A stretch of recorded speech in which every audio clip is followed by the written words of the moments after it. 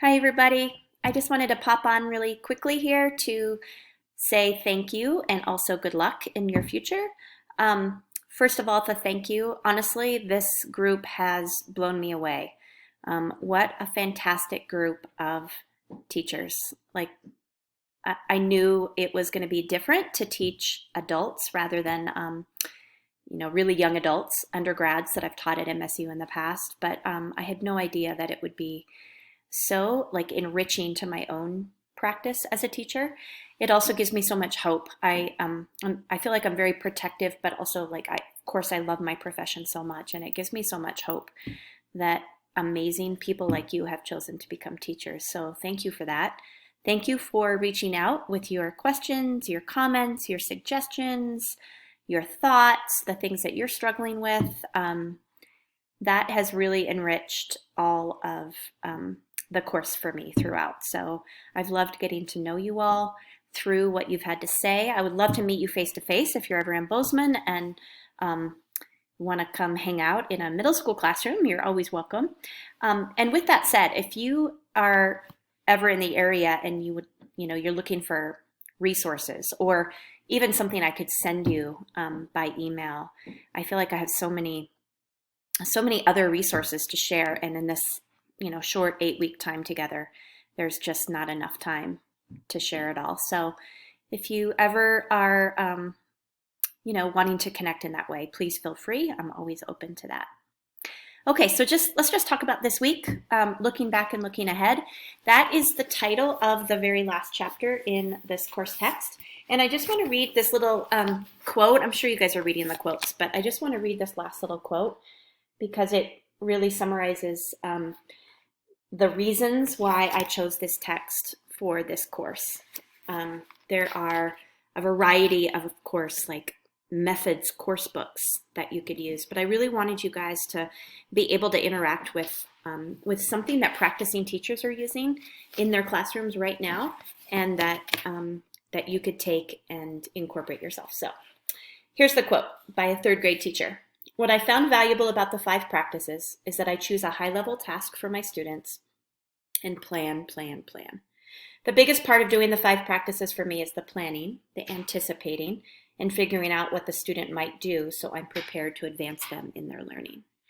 And so if anything, I hope that's what you take out of this, that idea of provide high-level, rich tasks for students, no matter what their level, and then anticipate their thinking. What are they going to think? Plan for that. What else could they think? Plan for that. What are the misconceptions? Plan for that. Where does it fall in the progression so that you can think ahead? Plan for that. So I'm hoping that that is at least a piece that you are walking away from in the course. Also, I just want to talk, if you look at the agenda for the week, you're not watching anything. I'm going to ask you to read chapter 7 only because it's the last chapter in the text. It's really just kind of a summarized conclusion chapter, and it asks you to kind of reflect on what you read. But since there was so much great material throughout the text, I think it would be valuable for you to read that last chapter. As you know, I'm asking you to post a 3-slide slideshow in the discussion post area. I've just included one area for the entire course, so you're not separated by groups. And you don't have to post responses to each other. It's not like a regular discussion week where you have to post by a certain time and then respond to 2 other people. That's not the point of this. The point of this week is just to learn from each other. So take a look at what other people posted. If you feel so inclined to ask a question of somebody or to make a comment, feel free to do so, but none of that, of course, is required on my end. So just hopefully take that as an opportunity to learn from each other this one last time in this course. And then lastly, I've included in your content for week 8 this math self-evaluation. This is a wonderful evaluation for you to use in your future. So I'd love for you to look at it now and think about how you can use it as a tool for planning for your own professional growth. Absolutely. You don't have to complete that. You don't have to, pick out questions and talk to me about those. That is 100% just for you.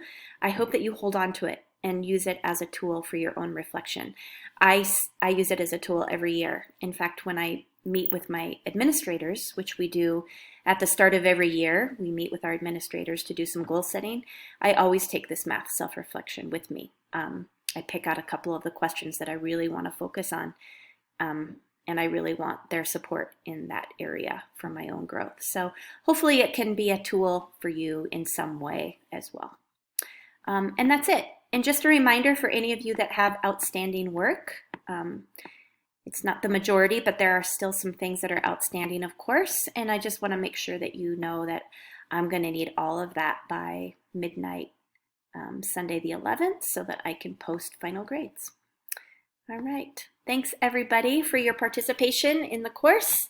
As you know, this was the very first time teaching this math methods course, and I'm taking a lot of your thoughts and suggestions and ideas forward as we go forward in the MAT program. So hopefully the course will become even better thanks to the wonderful, thoughtful responses that you've all given. So thank you so much, and I look forward to meeting you at some point.